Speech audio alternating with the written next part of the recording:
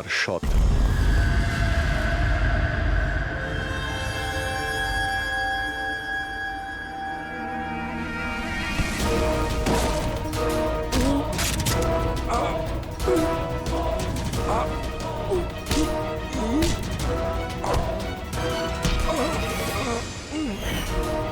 তাহলে তুমি ছদ্মবেশে রনি আর হিতেনকে মেরেছ? তোমার মতো একজন সাপ সুপার জেলের ভাত খেয়েও ফাঁসির অর্ডার আসার আগে পর্যন্ত। তোমার কি মনে হচ্ছে তোমরা আমাকে ধরে নিয়েছো তো স্টিভ প্রাণে বেঁচে যাবে? কখনো নয়। আমাদের ক্ষমতা এত বেশি যে তোমাদের আইন এটা খুঁজতে খুঁজতে হাঁপিয়ে যাবে, কিন্তু আমরা শেষ হব না। শেষ হবে তোমাদের এই দেশ।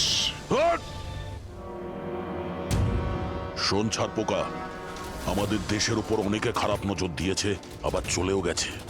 জানিস আমাদের দেশ কত বছর স্বাধীন হয়েছে? ৭৪ বছর। আর এই ৭৪ বছরে আমাদের দেশের জওয়ানরা জানি না কত আতঙ্কবাদীকে মেরেছে। আজ তোর পালা, কাল তোর সঙ্গীদের পালা। আমাদের দেশ থাকবে, খুব ভালোভাবেই থাকবে। আর এই দেশ থেকে যদি কোনো জিনিস চলে যায় সেটা হলো আতঙ্কবাদ, বুঝেছিস? আতঙ্কবাদ।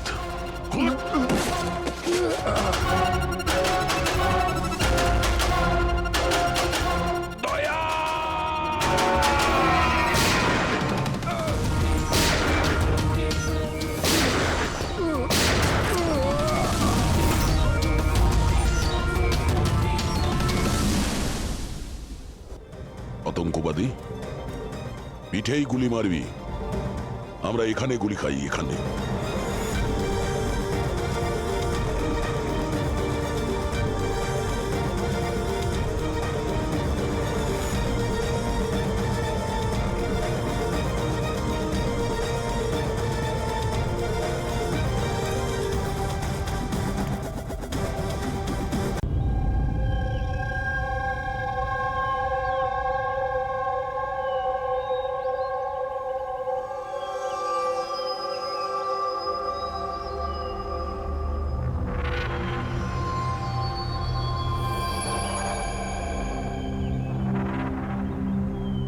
চলো, ফাইনালি সেই সময়টা এসেই গেল যখন আমি আকাশে পাখির মতো উঠতে পারবো।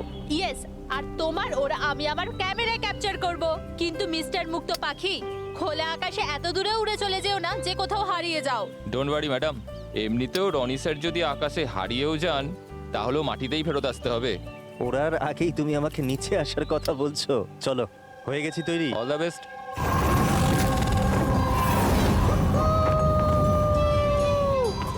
Yes, this is so much fun! Oh my god!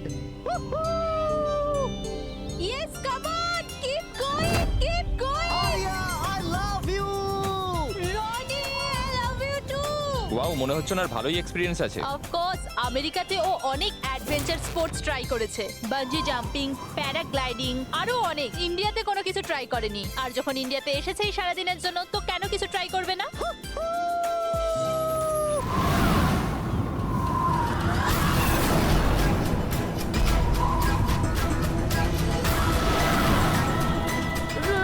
রনির কিছু হয়েছে।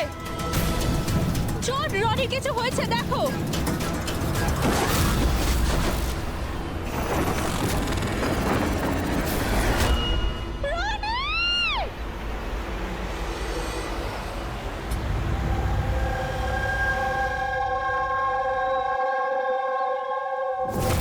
আমি আর রনি এখানে ছুটি কাটাতে এসেছিলাম।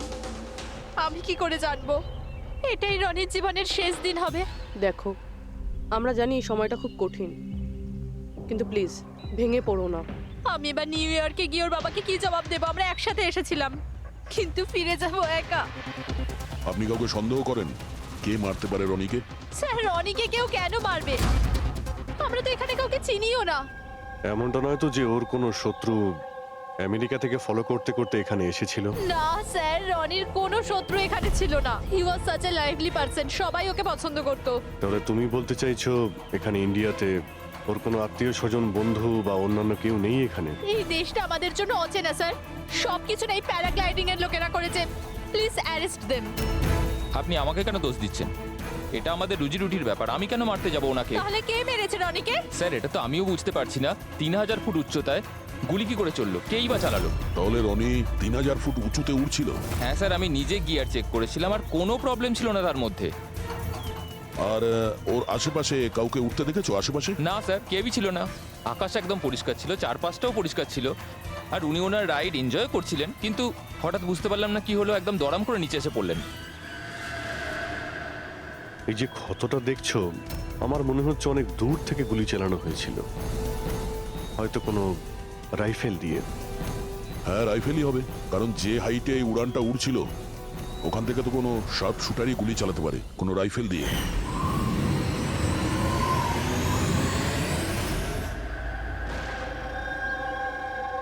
এখানে আশেপাশে কাউকে বন্দুক বা রাইফেল নিয়ে দেখেছিলে কাউকে? এখানে বন্দুক আনা অ্যালাউ নয় স্যার। আপনি আসল বন্দুকের কথা বলছেন স্যার? পুজোর ক্যাপ বন্দুক ফাটানোরও অনুমতি নেই। আপনারা কাউকে দেখেছেন এখানে? না ম্যাম, না তো। না না ম্যাম। আচ্ছা আলিয়া, আপনি যখন এখানে এলেন রনির সাথে, আপনার কাউকে সন্দেহ হয়েছিল? মানে কেউ আপনাদের ফলো করছে, এমন কোনো লোক যে গন্ডগোলের মনে হচ্ছে? না স্যার, এরকম তো কেউ ছিল না। তাহলে কি গুলি আকাশ থেকে চলেছিল নাকি? স্যার আমি তো বললাম, রনি স্যারের আশপাশে তো কেউই উড়ছিল না, তাহলে আকাশ থেকে গুলি চালালো কে?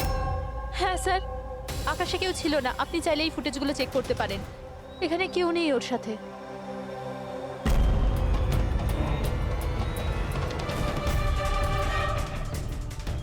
এই ফুটেজে তো রনির আশেপাশে তো দূরে দূরেও কাউকে দেখা যাচ্ছে না। স্যার নিচে থেকে ওপরে তো কেউ গুলি চালায়নি।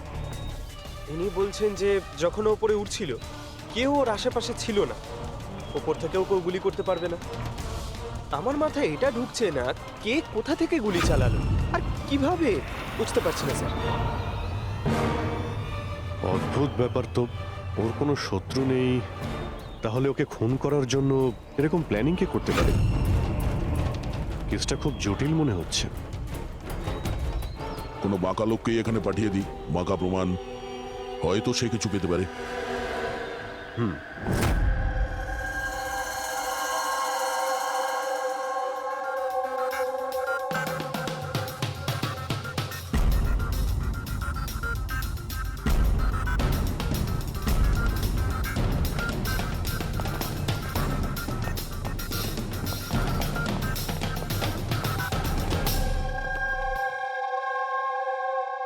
আরে বাহ, আজকে আপনারা দুজনে এমন ভাবে কাজে ডুবে আছেন যে মনে হচ্ছে যে অনেক প্রমাণ আমাদের হাতে দিয়ে আমাদেরকে পাঠাবেন এখান থেকে।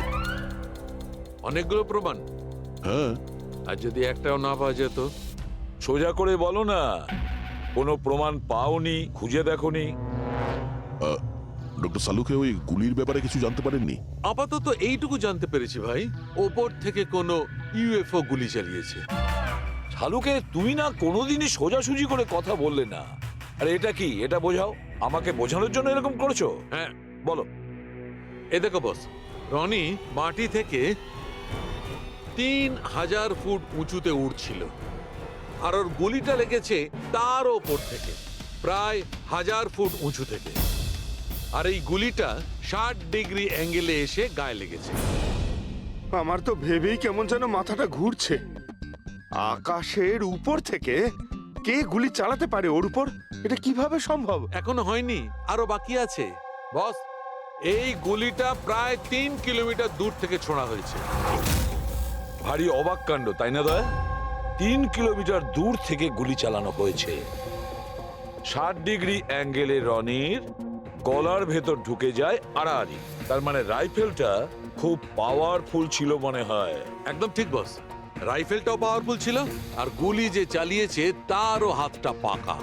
এত উঁচুতে হাওয়া খুব জোরে প্রবাহিত হয়, আর টেম্পারেচারও কম বেশি হতে থাকে, তবুও লক্ষ্যটা মিস করেনি, একদম নির্ভুল পয়েন্টে গিয়ে লেগেছে। গুলি যে চালিয়েছিল খুব পাকা খেলোয়াড়, ডক্টর, সব shooter.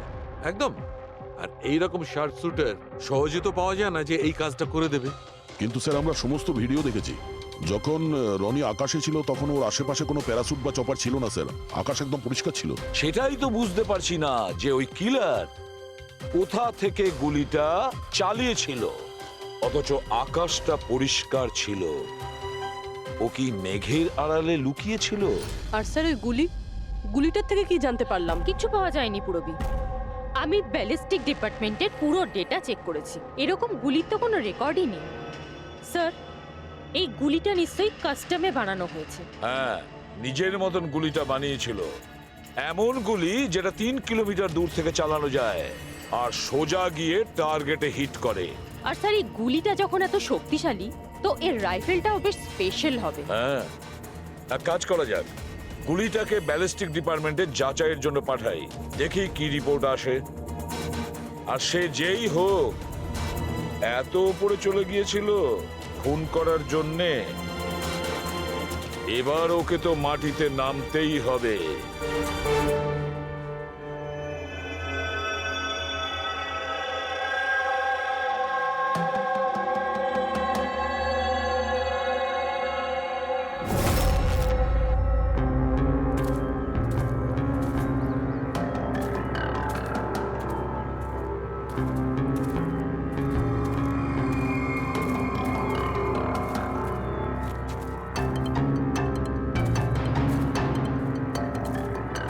Brother, we can do ইট। আরে ইয়ার গুরু, আর চলতে পারবো না, খুব হাঁপিয়ে গেছি আমি। ব্যাস নবীন, আর বেশি দূর নয়, 3000 ফিট চড়ে ফেলেছি, পাশেই আছে। We can do it, come on.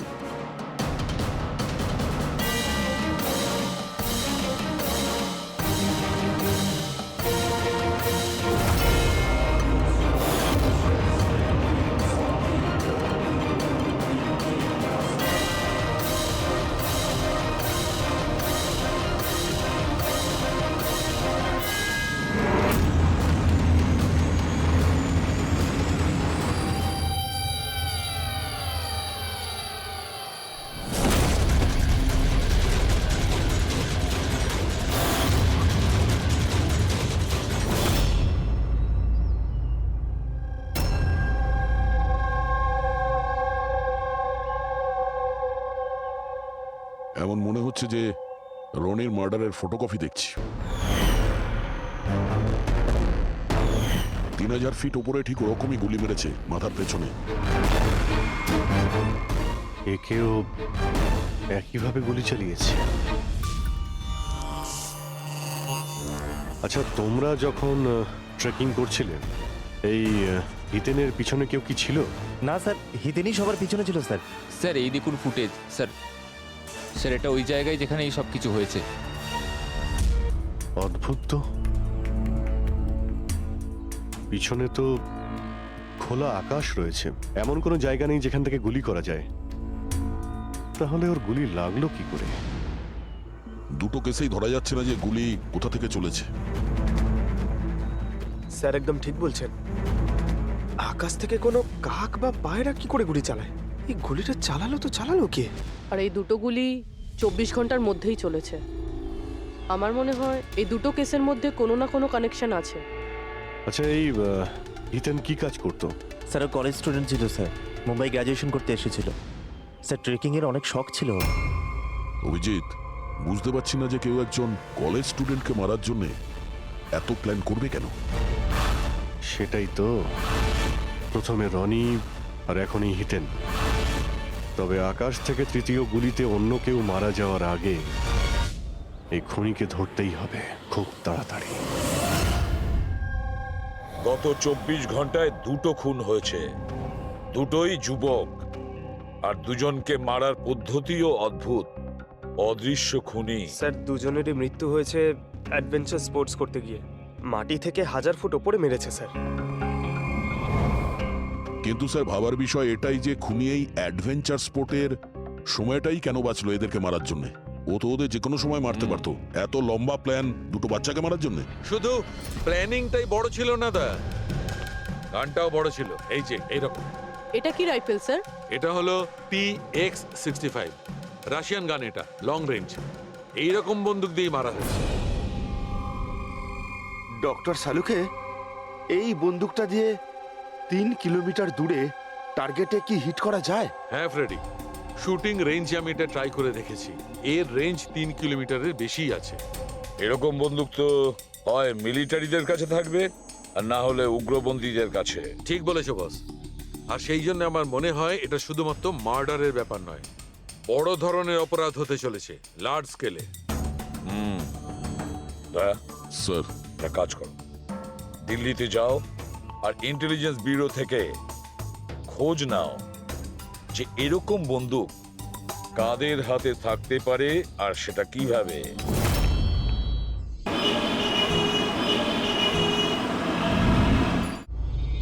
এই সমস্ত খুন এই রাইফেল দিয়েই হয়েছে। আর আপনারা তো জানেনই, এরকম হাই প্রোফাইল রাইফেল তো সবার কাছে থাকে না। আপনি একদম ঠিক বলছেন স্যার। আর যেটা আমাদের দেখা দরকার সেটা হলো এই রাইফেলটা যদি কেউ কিনতেও চায় তাহলে কিনতে পারবে না।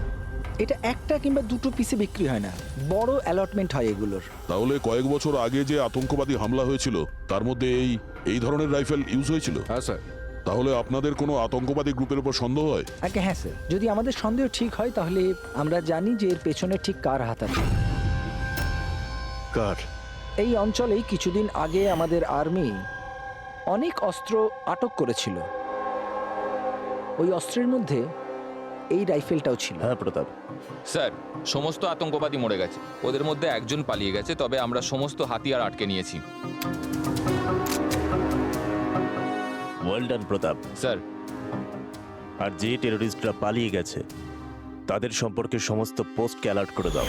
তাহলে এই কাজ ওই আতঙ্কবাদীর হতে পারে যে পালিয়ে গিয়েছিল ওখান থেকে। হ্যাঁ স্যার। আর আমাদের ইনফরমেশন অনুযায়ী এই আতঙ্কবাদী গ্রুপ খুব বড় একটা কিছু করতে চলেছে। বোধহয় এটাই সেটা শুরু। এই দুটো অপরাধ সাধারণ কোনো খুন নয়, এটা নিশ্চয়ই কোনো বড় সড় ষড়যন্ত্র, কোনো দুষ্কৃতী আক্রমণ ঘটতে চলেছে। হ্যাঁ স্যার।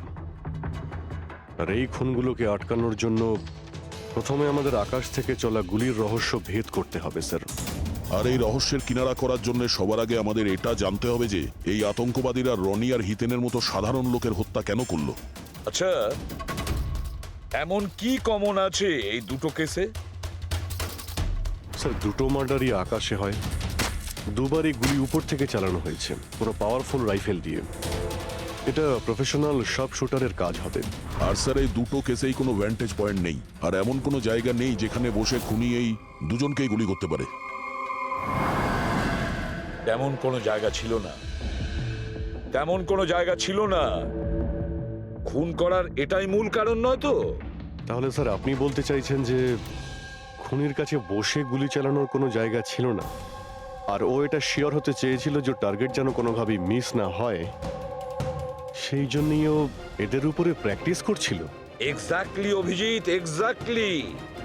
সে গুলি ছোড়ার প্র্যাকটিস করছিল। তার মানে স্যার, ওর আসল টার্গেট অন্য কেউ? স্যার, যদি কোনো ভ্যান্টেজ পয়েন্ট নাই থাকে তাহলে ও গুলি চালাচ্ছিল কোথা থেকে? পঙ্কজ, উত্তরটা তোমার প্রশ্নের মধ্যেই লুকিয়ে আছে। আচ্ছা এটা বলো, আমরা মানুষ ডানা ছাড়া আকাশে কিভাবে ওড়ে? স্যার, এরোপ্লেন বা হেলিকপ্টারের মাধ্যমে। ব্যাস, তুমি তোমার উত্তর পেয়ে গেছো। কিন্তু স্যার, ওখানে ওই ক্রাইম সিনে আকাশের ওপর কোনো চপার তো ছিলই না স্যার, না কোনো কেবল কার ছিল ওখানে। তাহলে অন্য কিছু থাকবে, অন্য কিছু থাকতে পারে। অভিজিৎ, ম্যাপটা বের করো, ওই এলাকার চারপাশটা ভালো করে দেখো, দেখো এমন কিছু পাওয়া যায় কিনা। এমন কিছু আছে নাকি যেখান থেকে মানুষ হাওয়ায় উঠতে পারে? জঙ্গল আছে, আর হ্যাঁ, দুটো হট এয়ার বালুন রেঞ্জও রয়েছে। একটু দেখো তো, যেখানে খুন হয়েছিল সেখান থেকে এটা কতটা দূরে? স্যার, এই দুটো 60 কিলোমিটার রেডিয়াসের মধ্যে। তাহলে একটা কথা তো কনফার্ম, খুনি ওখানে হট এয়ার বেলুনে বসেছিল, আর সেখান থেকেই ও গুলি চালিয়েছিল 3 কিলোমিটার দূর থেকে। স্যার, কেউ যদি হট এয়ার বেলুনে চড়তে চায় তাহলে আগে থেকে বুকিং করতে হয়, এমনি কেউ যেতে পারে না। কোনো ব্যাপার না, তোমরা ওই হট এয়ার বেলুনের অফিসে গিয়ে খোঁজ নাও যে এমন কোন টুরিস্ট ছিল যে ওই দুটো দিনে ওই দুটো হট এয়ার বেলুনে ঘুরেছিল। এটা টোটাল 12 জনের লিস্ট আছে যারা সেদিন হট এয়ার বেলুনে বসেছিল। কিছুজন একা বসেছিল, কিছুজন গ্রুপ বানিয়ে বসেছিল। তোমার কি মনে আছে এদের মধ্যে কতজনের কাছে কোনো জিনিস বা ব্যাগ ছিল? বা কোনো সন্দেহজনক কাউকে দেখেছো? না, বদমাস তো কাউকে লাগছিল না, কিন্তু একজন বয়স্ক আন্টি ছিলেন, পিঠে একটা ব্যাকপ্যাক ছিল, আর চোখে চশমা আর মাথায় টুপি পরেছিলেন। হ্যাঁ, আমরাও অবাক ছিলাম যে এই বয়সে এই সব ট্রাভেলিং এর ইচ্ছা। আর যখন ফটো তোলা হচ্ছিল উনি লজ্জা পাচ্ছিলেন আর নিজের মুখ লুকোচ্ছিলেন। রবি, এই বয়স্ক আন্টি শার্ট শুটের শুনে একটু অদ্ভুত লাগছে না? হ্যাঁ স্যার, আমি এখানে পাইলট। 25শে ফেব্রুয়ারি স্যার সব মিলিয়ে আমি 6 জনকে এয়ার বেলুনে চাপিয়েছি স্যার, আর 2 জনকে দিনের স্যার। আচ্ছা, তাদের মধ্যে কেউ মানে গন্ডগোলের লোক মনে হয়েছিল, কিংবা যার কাছে কোনো জিনিসপত্র ছিল? স্যার এরকম তো কেউ ছিল না। হ্যাঁ, একজন বয়স্ক মানুষ ছিল, জানি না কারো বারবার চিৎকার করছিল। হয়তো ওর মুড খারাপ ছিল বা খিটখিটে ধরনের ছিল। ওনার হাতে কোনো কিছু ছিল? জিনিস তো ছিল না। হ্যাঁ, একটা লাঠি নিয়ে হাঁটছিল। লাঠি নিয়ে হাঁটছিল? এই, তোমাদের সাহস কি করে হলো আমার ছবি নেওয়ার, আমাকে জিজ্ঞেস না করে? কিছু ভদ্রতা আছে না নেই? ওরাও ওগুলো ওরাও। আচ্ছা, ফটো তোলার জন্য রেগে গেছিল? কি অদ্ভুত ব্যাপার, তাই না স্যার? লোক হট এয়ার বেলুনে তো প্রতিদিন বসে না, তাই না? তারা নিজেরাই ফটো তুলতে চায় যাতে এই স্মৃতিকে তারা সারা জীবন রাখতে পারে। আর কোনো বিশেষ কথা মনে আছে ওর ব্যাপারে? স্যার জানি না বলাটা ঠিক হবে কিনা। না না, বলো, যেটা মনে আছে খুলে বলো। ওনাকে হাঁটতে দেখে মনে হচ্ছিল না যে ওনার লাঠির প্রয়োজন আছে, কিন্তু তাও উনি লাঠি নিয়েই চলছিলেন।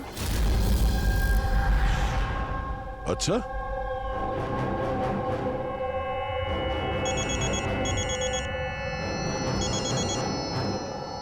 হ্যাঁ স্যার। কিছু জানতে পারলে? স্যার এখানে একজন বয়স্ক মহিলা এসেছিল, আর তার হাতে একটা ব্যাকপ্যাকও ছিল। আর হ্যাঁ, ওই মহিলা ছবিও তুলতে চাইছিল না। আচ্ছা, এখানেও একজন বুড়ো লোক এসেছিল হট এয়ার বেলুনে চড়তে লাঠি নিয়ে, আর তারও ফটো তোলায় আপত্তি ছিল। স্যার এই বয়স্ক মহিলা আর বয়স্ক লোক একই ব্যক্তি নয় তো? ওই শার্প শুটার, ওর ব্যাগে আর ওর লাঠিতে ওই রাইফেলটা ছিল যা দিয়ে খুন করেছে।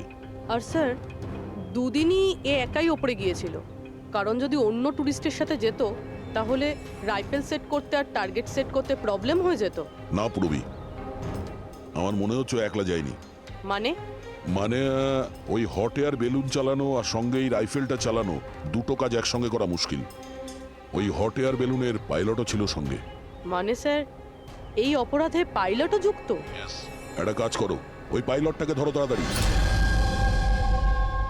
ওই দিন ওই বয়স্ক মহিলাকে বেলুনে উপরে কে নিয়ে গিয়েছিল? পাইলট কে ছিল? সঞ্জীব ছিল। এই এই পালাবি না, দাঁড়া দাঁড়া দাঁড়া। না আমাকে মারতে পারবে না ওকে। এই এই সঞ্জীব!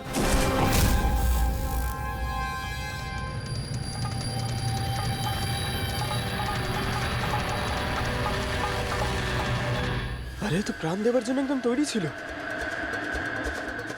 এটা কোনো ছোটখাটো মার্ডার নয় পঙ্কজ, অনেক বড় মিশন। যদি তাড়াতাড়ি আটকানো না যায় তাহলে বড় সড় বিপদ হবে। আচ্ছা গীতা, 24শে ফেব্রুয়ারি যে লোকটা গ্রুপে যেতে চাইছিল না, একলা যেতে চাইছিল, ওর পাইলট কে ছিল? কে নিয়ে গেছিল? সোলো ট্রাভেলারকে তো দিনেশ নিয়ে গিয়েছিল। অদ্ভুত ব্যাপার দিনেশ, এতক্ষণ ধরে চুপ করে আছো, কিছু বলছো না কেন? তোমরা আমাকে ধরতেই পারবে না।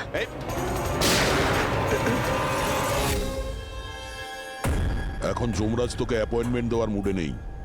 যতক্ষণ না আমাদের প্রশ্নের উত্তর আমরা পাবো, তোকে বেঁচে থাকতে হবে। চল। মারো, যত পারো মেনে নাও, আমার কিচ্ছু যায় আসে না। আর তাছাড়া তোমাদের এই আইনের কমজোরি থাপ্পড়ে এত শক্তি নেই যে আমার অপরাধের মজবুত হাড়কে গলাতে পারবে, বুঝলে? তোমার ওপর যদি টর্চার করতেই হতো তাহলে ওর জন্য তো 2 মিনিটের কাজ আমাদের কাছে। কিন্তু তারপর মনে পড়ে তোমার পরিবারের কথা, তোমার বোন। পরের মাসে ওর বিয়ে না? কেমন লাগবে ওর যে ওর বিয়ে হচ্ছে আর বিয়ের পরে ওর ভাই এই পৃথিবীতে নেই? হ্যাঁ, আর তোমার মা প্রত্যেক মাসে খরচার জন্য টাকা পয়সা পাঠাও না? তোমার মৃত্যুর পর কে খেয়াল রাখবে তার? কিছু ভেবেছো এ ব্যাপারে? হ্যাঁ, না চলো, এখনো সুযোগ আছে। রাজ সাক্ষী হয়ে যাও। কথা দিচ্ছি, তুমি জেলে যাওয়ার পরে তোমার মায়ের খেয়াল আমরা রাখবো। সত্যি? মানে পুরো খেয়াল রাখবে? পুরো খেয়াল? হ্যাঁ, তোমার মায়ের পুরো খেয়াল রাখা হবে। তুমি শুধু এটা বলো কার জন্য কাজ করো, তোমার বসের নাম কি? বলে দেবো? সত্যি বলে দেবো? হ্যাঁ বলো। আমি যার জন্য কাজ করি না, যে আমার বস স্যার, তার নাম হলো এসিপি প্রদ্যুম্ন।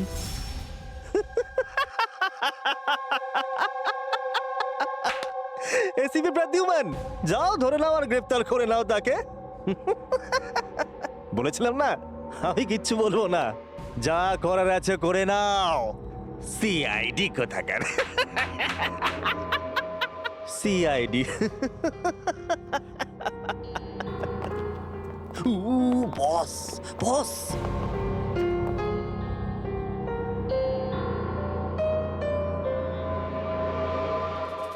কোনো ব্যাপার না, কিচ্ছু বলতে হবে না। এখন না তোমাকে কিছু জিজ্ঞাসা করব, কিছু বলার জন্য তোমাকে আমরা জোর জবরদস্তিও করব না, কিচ্ছু করব না। শুধু একটাই কাজ করব, আমরা তোমাকে ঘুমোতে দেব না। শুতে দেবেন না? এমনিতেও আমি জেগে থাকলেও আমি আপনাদের কিছুই বলবো না। কোনো প্রয়োজন নেই, কিচ্ছু বলো না, কিন্তু আমরা শুতে দেব না তোমাকে। ওকে ভাই দয়া, আমি এটা শুনেছিলাম যে মানুষ কোনো কিছু না খেয়ে অনেক দিন সার্ভাইভ করতে পারে, কিন্তু না ঘুমিয়ে। কত কষ্ট হবে এই বেচারার। তোর বাঁচাটা খুবই মুশকিল, আমি এসব দেখতে পারবো না।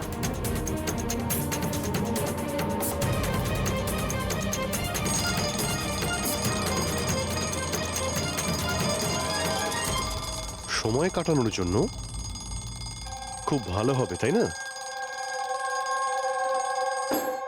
তোর জীবনের শেষ মুহূর্তগুলো তুই এই কাঁটার সঙ্গে গুনতে থাকবি, ঠিক আছে? Thank you. ওকে ঘুমোতে দিও না।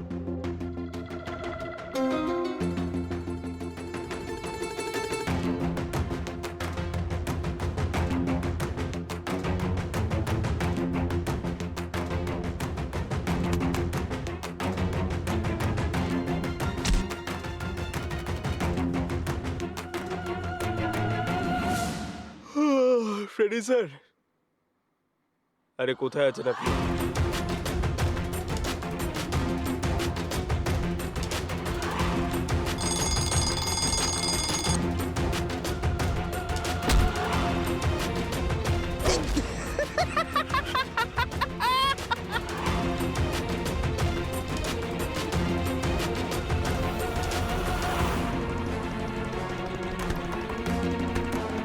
যতক্ষণ না মুখ খুলবি চোখের পাতা এক করবি না, বুঝলি? 5 মিনিটের জন্য নয়।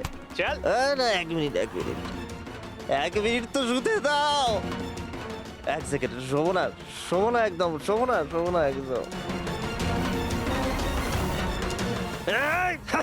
শোবো না আমি।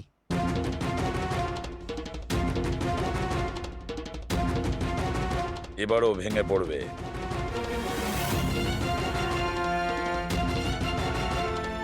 সবকিছু বলতে বাধ্য হবে।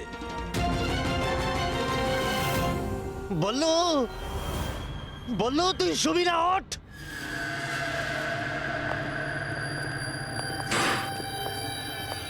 এই ঘুমোতে চাস? আরে ওকে একটু ঘুমোতে দাও। কি প্রবলেম তোমাদের? ঠিক আছে, তোমাকে ঘুমোতে দেবো আমরা। আগে বলো যে তোমাদের গ্রুপের প্ল্যানটা কি? বলছি, আমার নাম দীনেশ নয়, আমার নাম বল্লু। দীনেশ নয় আমার নাম। আর আমাকে স্পেশালি এই মিশনের জন্য তৈরি করা হয়েছিল। আর যে দুটো মার্ডার হয়েছিল না, ওটা প্র্যাকটিস ছিল। আমাদের আসল মিশন হলো ওকে মারা। আর ওই যে ওকে কি যেন নাম, স্টিভ মার্টিন। ওই শান্তির দূত যে সম্প্রতি ভারতবর্ষে এসেছে দেশে শান্তির বার্তা নিয়ে, যাতে সমগ্র বিশ্ব এই বার্তাকে সমর্থন করে, যাতে উগ্রপন্থীরা শেষ হয়। এসিবি, আমরা চাই না যে আতঙ্কবাদ কখনো শেষ হোক। আর স্টিভ মার্টিন তো মরবেই, তোমরা কিচ্ছু করতে পারবে না। আর আর যদি তোমরা বাঁচিয়েও নাও না, আমরা স্টিভ মার্টিনকে খতম করে দেবো একেবারে। আমাদের যে শার্প শুটার আছে না, একদম পাক্কা নিশানা তার।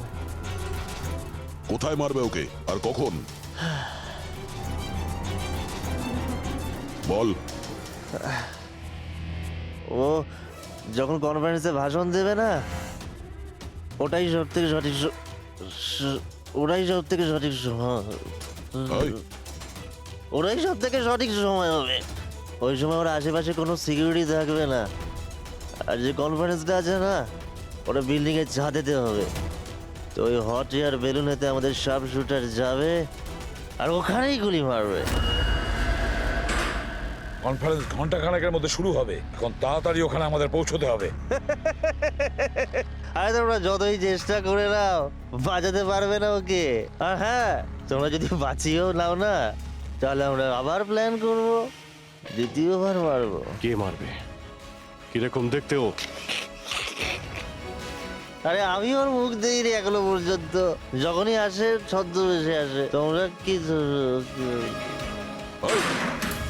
একে হসপিটালে নিয়ে যাও তাড়াতাড়ি। স্যার, আমরা কি হট এয়ার বেলুনটা আটকাতে পারি না যতক্ষণ এই কনফারেন্স শেষ হচ্ছে? না ফেডরিক, এই সব কিছু বন্ধ করা যাবে না। আজকে আটকালে কালকে অন্যরকম প্ল্যান করবে। আজকের প্ল্যান আমরা জানি, আজই ওদেরকে ধরবো।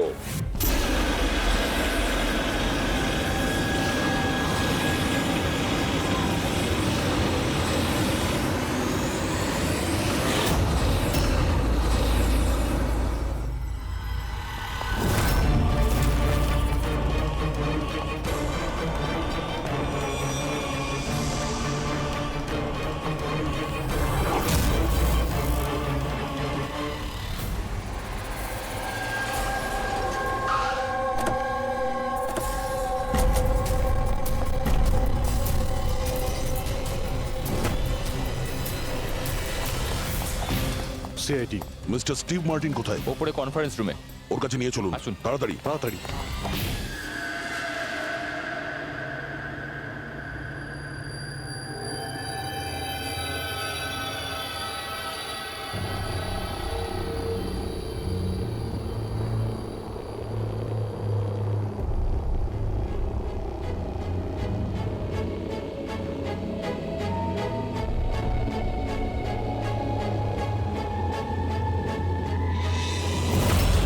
স্যার, এখানে 4টে বেলুন আছে। দুটো ওপরে আছে আর দুটো রেডি হচ্ছে। আমার সামনে যে বেলুনটা আছে স্যার, ওতে একটা কাপল আছে আর ওই ছেলেটার কাছে ব্যাকপ্যাক আছে। নজর রাখো ওদের উপরে। কারা কারা আসছে, কারা কারা যাচ্ছে, সবাইকে ফলো রেখো, ওকে?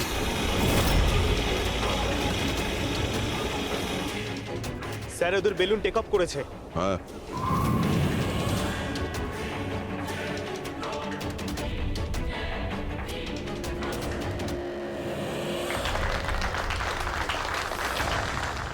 এই দুনিয়াতে টেরোরিজম কেন আছে, এই প্রশ্নটা আমাদের জানা দরকার। আর এই টেরোরিজম তখনই বন্ধ হবে যখন সব দেশ একসাথে ভাই ভাই হয়ে থাকবে। টেরোরিজমকে আমাদেরকে গোড়া থেকে উপরে ফেলতে হবে।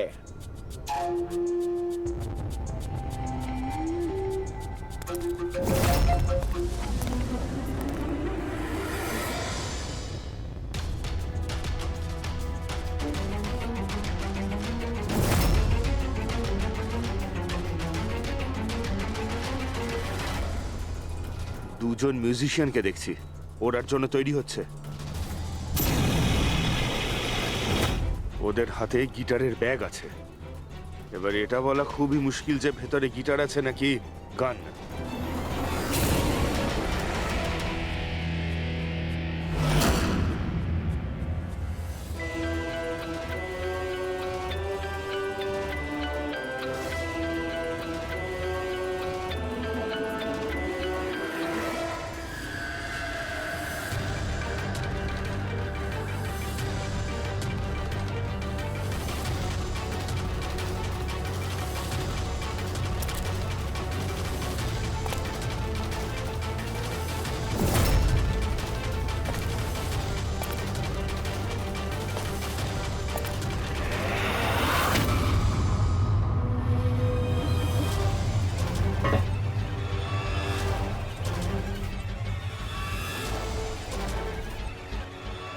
স্যার আরও একটা লোক এসছে, ওর কাছে একটা ব্যাকপ্যাক আর একটা ক্রাচ রয়েছে। অপেক্ষা করা যাক।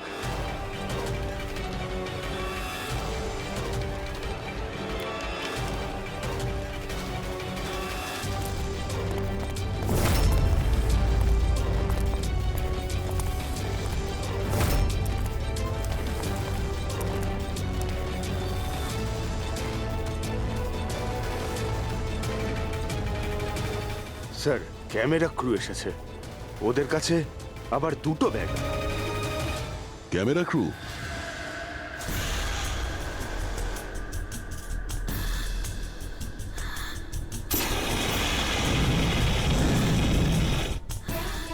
ওদের দিক থেকে নজর সরিও না, নজর রাখো ওদের উপরে।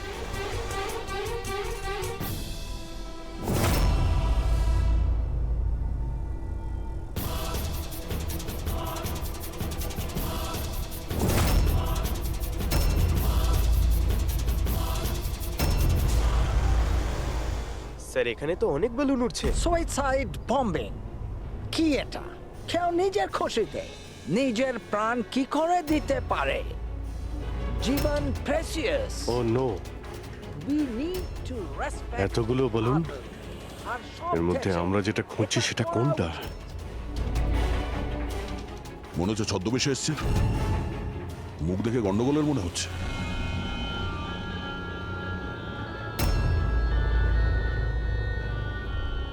দয়া, ওই দুটোর উপর নজর রাখো। আমরা যেন সব সময় একটা কথা মনে রাখি, ওয়ার্ল্ড ওয়ার 1 আর ওয়ার্ল্ড ওয়ার 2। এটা তো গিটার। হচ্ছে কি এখানে? উপরে গিয়ে এরা মিউজিক বাজাবে নাকি? বাকি সমস্ত বেলুন তো চলে গেছে, একটাই আছে। মানে স্যার খুনি এই বেলুনের মধ্যেই রয়েছে? Wait and watch. মানে স্যার খুনি এই বেলুনের মধ্যেই রয়েছে? এরা তো নিজেদের জায়গা থেকে নড়ছে না। Camera crew? স্যার এ কোথায় গায়েব হয়ে গেল?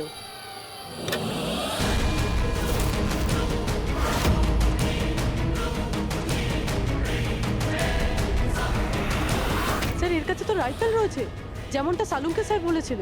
Abhijit,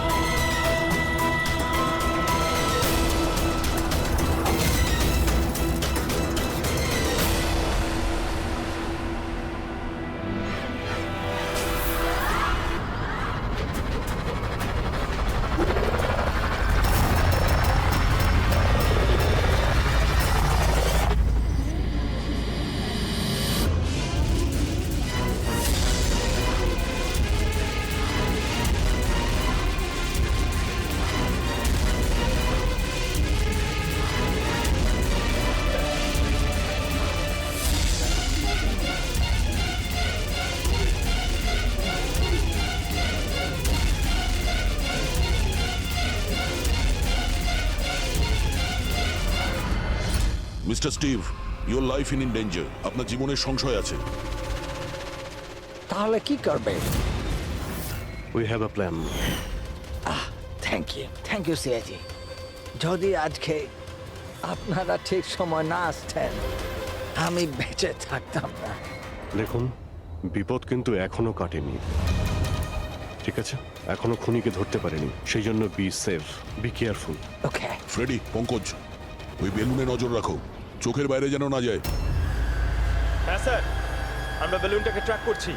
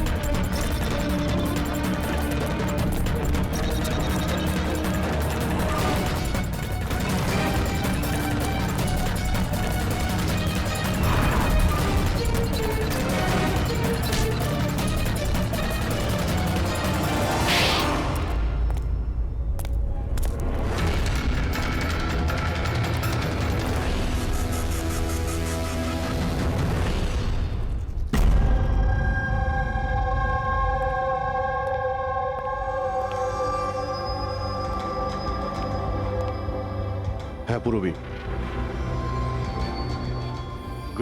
good job, congrats. ওরা ধরা পড়েছে মিস্টার অভিজিৎ? হ্যাঁ, খুনি ধরা পড়ে গেছে। Yes, well done. সিআইডি অনেক বছর ধরে এই দেশের সেবা করে চলেছে, আর আজকে আরেকবার আপনারা একটা ভয়ঙ্কর টেররিস্টকে ধরেছেন। আজ আমরা একজনকে ধরেছি, এরপরে পুরো গ্রুপটাকে ধরে ফেলবো। Mister Steve, we are very proud of you. এই সমাজে আপনার মতো মানুষদেরই দরকার, যারা আপনার মতো সাহসী